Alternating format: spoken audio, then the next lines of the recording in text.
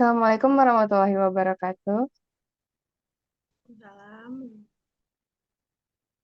Perkenalkan, nama aku Najma Humaira Nauzen, biasa dipanggil Najma. Aku dari Sekolah Mandua Kota Padang. Aku kelas 12 IPA 5. Nah, tujuan aku di sini yakni untuk menyelesaikan tugas BK, yakni wawancara profesi. Profesi yang aku pilih adalah profesi dokter, dan aku ingin mengetahui lebih banyak tentang pengalaman serta pandangan kakak dalam menjalankan profesi ini. Nah, boleh Kak perkenalkan diri terlebih dahulu?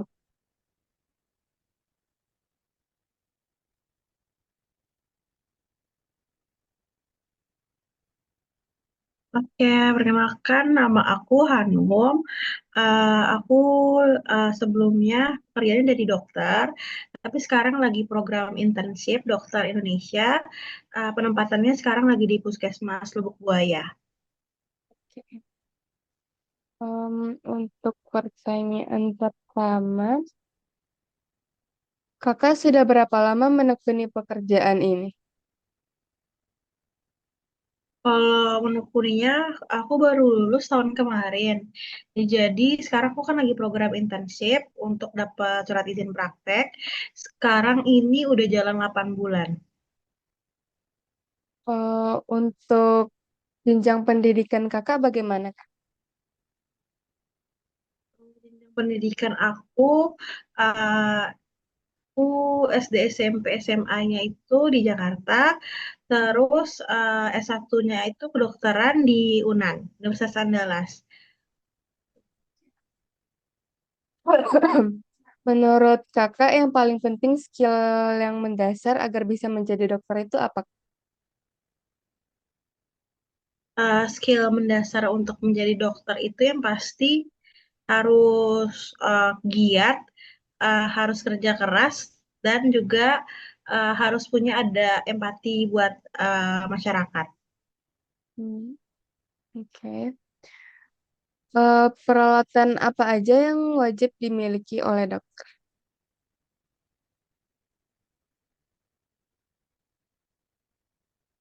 Kalau untuk peralatan yang wajib itu pastinya itu stetoskop Mhm. sama jas dokter. Tapi kalau untuk masa-masa kamu mau masuk kuliah, awal-awal masih sarjana, mungkin itu lebih ke buku-buku. Sekarang kan udah banyak nih ebook-ebook, jadi nggak perlu beli buku lagi. Nah, itu yang paling mendasar banget sih kalau masih awal masuk. Hmm. Berarti ada peralatan yang disediakan di rumah sakitnya atau di puskesmasnya atau kita sediain sendiri gitu, Kak?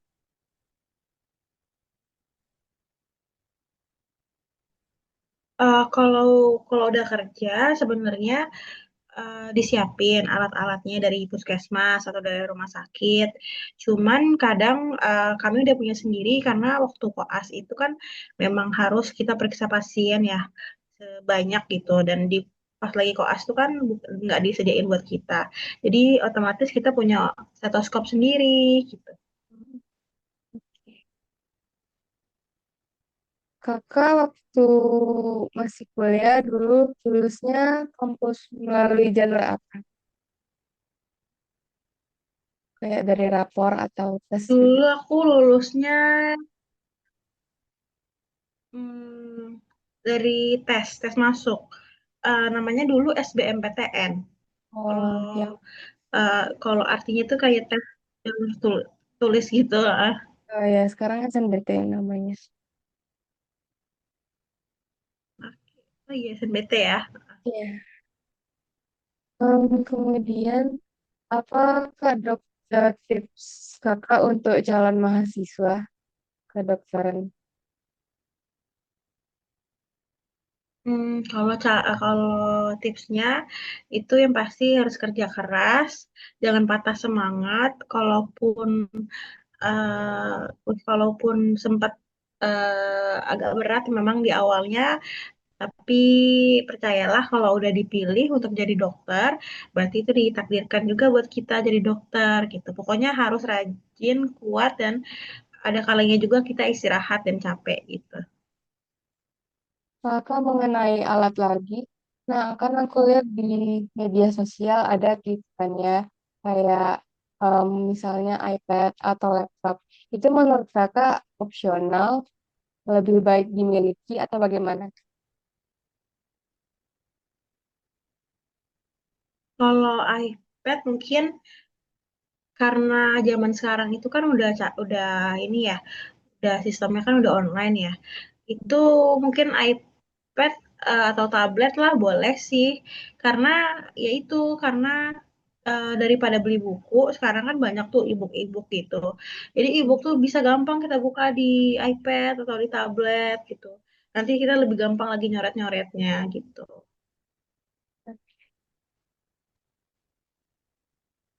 Kenapa kakak memilih menjadi dokter gitu yang bekerja di puskesmas? Kenapa tidak membuka klinik sendiri?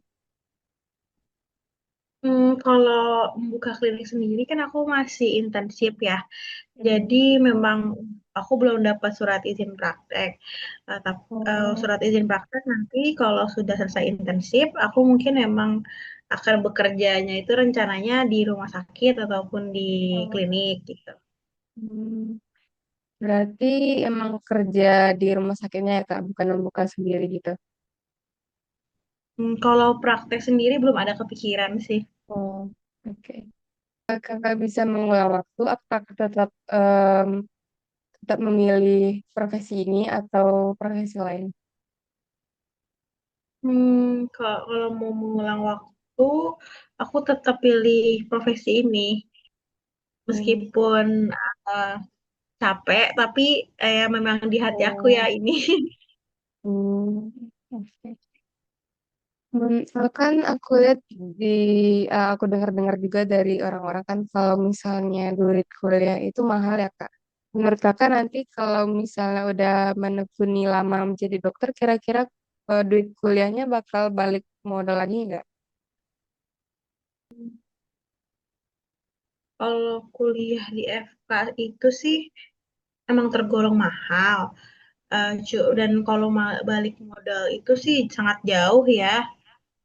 Eh, Makanya itu kalau misalkan jadi dokter mungkin lebih mengedepankan ke hati kita juga. Apakah hati kita memang tertarik ke arah sana atau enggak? Karena jujur kalau jadi dokter itu gajinya tuh kecil banget, apalagi dokter umum gitu ya. Gajinya kecil banget kalau dibandingin sama uang kuliahnya itu ya beda jauh gitu. Hmm. Jadi kalau misalkan dibilang balik modal, mungkin balik modalnya nanti kalau udah jadi spesialis. Kalau spesialis sama dokter umum tuh gajinya bisa lebih dari 8 sampai 10 kali lipat gitu. Kakak nanti berniat masuk spesialis atau enggak? Ambil dokter spesialis gitu. Eh, kalau spesialis, kalau spesialis aku mungkin ada kepikiran, Hmm. tapi mungkin spesialisnya itu bukan yang di rumah sakit sih lebih pasti. Kalau spesialis di mana lagi Kak kalau yang bukan rumah sakit? Eh, Kalau bukan yang rumah sakit, kalau untuk spesialis, aku lebih tertariknya sama spesialis okupasi. Itu Hmm. spesialis khusus kedokteran kerja. Jadi memang khusus pekerja-pekerja, kita kita memantau kesehatan dari para pekerja gitu. Jadi kayak pabrik-pabrik itu kan setiap Oh. tahunnya ada yang namanya medical check up. Nah, aku yang periksain di sana. Aku rencananya sih ke depannya kayak gitu. Hmm. Oke. Kakak sudah itu berarti kan ya sudah kayak pernah menangani pasien. Nah, bagaimana tuh Kak pengalaman pertama Kakak dengan pasien pertama Kakak itu bagaimana? Kalau nanganin pas paling yang pertama itu sih yang paling aku mengesankan itu waktu aku di IGD. Di Hmm. IGD itu kan itu tuh IGD rame dan kita tuh harus benar-benar memilah mana yang harus kita duluin. Kita duluinnya ini dari segi ini kan kondisi medis, jadi triasenya apakah hijau, kuning, hitam, atau merah gitu. Kalau hijau yang paling mudahnya, yang paling ringannya sakitnya terus yang kuning yang sedangnya, bawahnya lagi merah. Kalau yang hitam kan sudah meninggal. Itu mungkin pertama kali itu sih yang paling aku ingat. Dan kalau di IGD itu yang pasti harus cepat, tepat karena memang nyawa orang lain tuh benar-benar bergantung juga dengan kecepatan kita.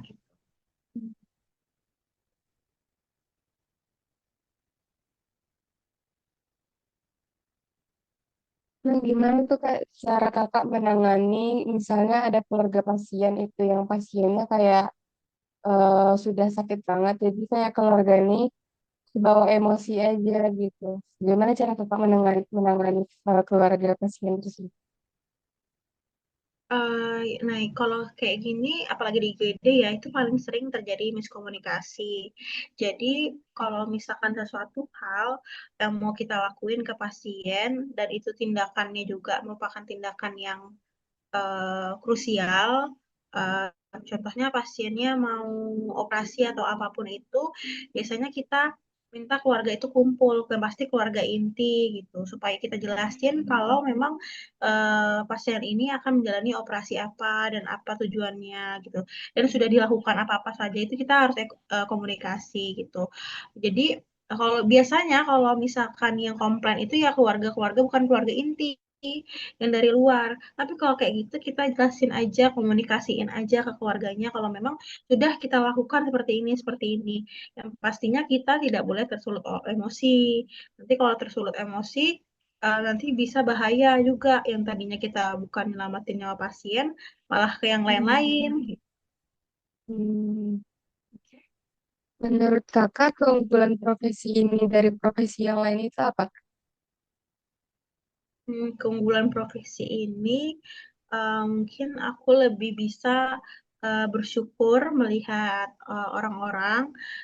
Jadi aku lebih bersyukur sama diriku sendiri dengan apa yang udah kita punya. Juga lebih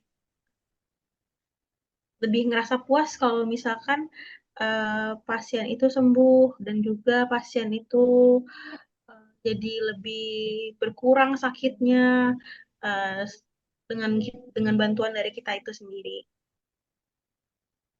Eh, ada tips belajar sendiri gitu Kak. Misalnya ada orang yang dengar lagu, ada yang ngapain gitu. Kalau kakak sendiri bagaimana teknik belajarnya?